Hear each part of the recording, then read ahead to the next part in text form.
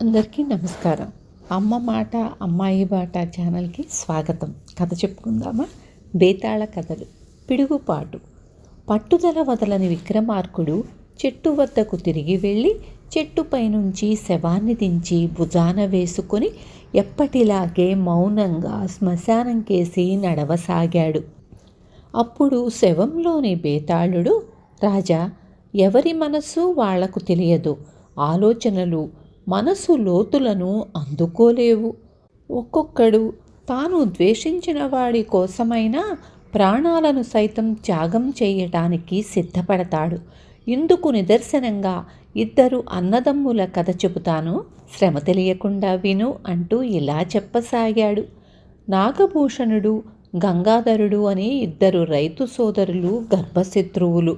వారిద్దరి మధ్య ఈర్ష్య వల్లనో అసూయ వల్లనో ఏ ఇతర అల్ప కారణం వల్లనో ఏర్పడిన ద్వేషం ఆ రోజుకారోజు పెరిగి క్రమంగా తీవ్రస్థాయికి చేరుకుంది. చివరకు వాళ్ళు ఒకరి నాశనం ఒకరు మనస్ఫూర్తిగా కోరుకునే దశకు వచ్చారు. ఒకసారి ఒక పశువుల మంద కొండ మీద మేసి దిగి వస్తూ ఉంటే ఏపుగా పెరిగిన నాగభూషణుడి చేలోకి కొన్ని పశువులు ప్రవేశించాయి. ఇది కళ్ళారా చూసిన గంగాధరుడు లోపల ఎంతో సంతోషించాడు. అయితే ఇంతలోనే పశువుల కుర్రాడు పరిగెత్తుకుంటూ వచ్చి వాటిని మళ్లించాడు. ఈ సంగతి తెలిసి నాగభూషణుడు ఆ కుర్రవాణ్ణి కొట్టాడు. దాని మీదట గంగాధరుడు ఊరి వాళ్లతో, మావాడు ఆ కుర్రవాణ్ణి కొట్టడం అహంకారం కాదా? నోరులేని పశువులు అకస్మాత్తుగా చేలో పడితే వాడు ఏం చెయ్యగలడు? అప్పటికీ వాడు చేలో పడిన పశువులను అదిలించి బయటకు తోలాడు. లేకపోతే చేను ఏమైపోయేదో. కాకపోయినా మా భూషణుడికి తన చేను విరగకాసిందని చాలా గర్వం. అలాంటి వాణ్ణి దేవుడు అనచకపోడు అన్నాడు. తన తమ్ముడు తనను గురించి ఇట్లా ప్రచారం చేసినట్టు తెలిసి నాగభూషణం మండిపడ్డాడు. తరువాత కొద్ది రోజులకు గంగాధరుడు బండి నిండా గడ్డి వేసుకొని కొండదారి వెంట దిగి వస్తుండగా ఒక ఎద్దు కాలు మడతపడి నేల మీద పడింది. బరువు బండిని లేపటం తన ఒక్కడి వల్ల కాక గంగాధరుడు చుట్టుపక్కల చేలలో ఉన్న వాళ్లను సాయం పిలిచాడు. ఎద్దు కాలు విరిగినట్టు తెలిసింది. ఈ సంగతి తెలిసిన భూషణుడు లోపల పరమానందం చెంది కనిపించిన ప్రతివాడితోనూ, పాపం మా వాడి ఎద్దుకాలు విరిగిందటగా, అయినా ఆ భగవంతుడికి ఎవరి పొగరు ఎలా అణచాలో బాగా తెలుసు అన్నాడు. ఈ సంగతి తెలిసి గంగాధరుడు అగ్గి మీద గుగ్గిలమయ్యాడు. ఈ అన్నదమ్ముల భార్యలు తమ భర్తలకు ఏ విధంగానూ తీసిపోలేదు. అసలే తోడికోడళ్ళు. దానికి తోడు భర్తల మధ్య బహిరంగ శత్రుత్వం ఉండటంతో వాళ్ళు తమ ఈర్ష్యలను దాచుకునే అవసరం లేకపోయింది. వాళ్ళు ఒకరి మీద ఒకరు ఇరుగు పొరుగు వారితో చాడీలు చెప్పుకునేవారు. ఇరుగు పొరుగు వాళ్ళు ఇక్కడి మాటలు అక్కడ, అక్కడివి ఇక్కడా చెప్పి తోడికోడళ్ల మధ్య వైరం ఎగదోశారు. తోడికోడళ్ల మధ్య ఉండే శత్రుత్వం అన్నదమ్ముల శత్రుత్వానికి అజ్వం పోసింది. ఒకసారి గంగాధరుడి భార్య ఏదో నక చేయించుకొని మురిసిపోతూ మాటల సందర్భంలో చుట్టుపక్కల వాళ్లతో, డబ్బున్న వాళ్ళందరికీ అనుభవించే యోగం ఉంటుందా ఏం అన్నది.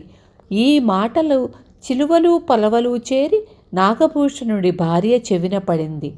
తన తోడికోడలు తనని గురించే ఈ మాటలు అన్నదని నాగభూషణుడి భార్య అనుకొని కంటతడి పెట్టుకుంటూ తన భర్తతో చెప్పింది. మనమేనా లేనివాళ్లం? నాకు అంతకన్నా అందమైన నగ కొంటే కానీ దాని పొగరు అణగదు అన్నదామె. నాగభూషణుడు భార్యను బలపరుస్తూ తన భార్యకు ఖరీదైన నగ చేయించాడు. ఏదో పేరంటం సాకుపెట్టి నాగభూషణుడి భార్య తన ఇరుగు పొరుగుకు తన నగ చూపిస్తూ, దీన్ని చూసి కళ్ళల్లో నిప్పులు పోసుకునే వాళ్ళు ఉంటారు అన్నది. ఆ నోట ఈ మాట గంగాధరుడి భార్యకు చేరింది. ఆమె ఈసడింపుగా గంగిరెద్దుకు కట్టిన గంతలా ఉంది ఆ నగ. దాన్ని చూసి కళ్ళల్లో నిప్పులు పోసుకోవాలి కూడానా అని వ్యాఖ్యానించింది. ఇటువంటి చిన్న చిన్న సంఘటనలు పాపం బద్దలైనట్లుగా పగిలి తోడికోడళ్ళు ఒకరినొకరు శాపనార్థాలు పెట్టుకొని వీధిన పడటము, అన్నదమ్ములు కలయబడి తన్నుకోవటము కూడా జరిగేది. ఇలా ఉండగా ఒక వర్షాకాలం కుంభవృష్టి సాగింది. గంగాధరుడి ఇంటి దక్షిణపు గోడలు బీటలు పడింది. ఇంటి కప్పు చిల్లులు పడి కురుస్తూ ఉంటే ఏదన్నా చేద్దామని గంగాధరుడు కప్పు మీదకు ఎక్కాడు. ఇంతలో కళ్ళు పోయేటట్లు మెరిసి పెళపెళ రావాలతో పిడుగుపడింది. గంగాధరుడి కప్పు కొంత పోయింది. గంగాధరుడి భార్య గొల్లున ఏడుస్తూ తన భర్తను కేకేసింది. జవాబు లేదు. ఆమె ఆవేశంతో పక్క ఇంటికి వెళ్ళి తన తోడికోడల్ని కౌగలించుకొని, అక్క, నీ మరిదిని కాపాడు అంటూ ఏడ్చింది. ఆమె కొయ్యబారిపోయినట్లు నాగభూషణుడితో, చూస్తారేమండి, దీపం తీసుకురండి, మరిది ఏమయ్యాడో పాపం అంది. ముగ్గురు దీపంతో కుప్పకూలిన చోటికి వెళ్ళారు. ప్రమాదకరమైన శిథిలాల మధ్య తలకు ఏదో తగిలి స్పృహ లేకుండా పడి ఉన్న గంగాధరుణ్ణి నాగభూషణుడు తన ఇంటికి తెచ్చాడు. వైద్యుడు వచ్చి చికిత్స చేసిన మీదట గంగాధరుడు త్వరగానే కోలుకున్నాడు. అటు తరువాత ఆ రెండు కుటుంబాల మధ్య శత్రుత్వం అన్నది మచ్చుకైనా కనిపించలేదు. ఇది జరిగిన ఎంతో కాలానికి కూడా గంగాధరుడి భార్య, ఆనాడు మా బావగారు దేవుడల్లే వచ్చి నా పసుపు కుంకుమ నిలబెట్టారు అని సందర్భం వచ్చినప్పుడల్లా అంటూ ఉండేది. బేతాళుడు ఈ కథ చెప్పి, రాజా, ఆ అన్నతమ్ముల మధ్య నిజంగా ఉన్నది శత్రుత్వమా, ఆత్మీయత? ఇద్దరూ ఒకరికి జరిగిన నష్టం గురించి ఇంకొకరు ఎంతో ఆనందం పొందేవారు కదా. నాగభూషణుడు తన తమ్ముణ్ణి అపాయం నుంచి రక్షించటానికి అలా ఎందుకు ముందుకు వచ్చాడు? ఆ తరువాత వాళ్ల మధ్య వైరం అయిపు లేకుండా ఎందుకు పోయింది?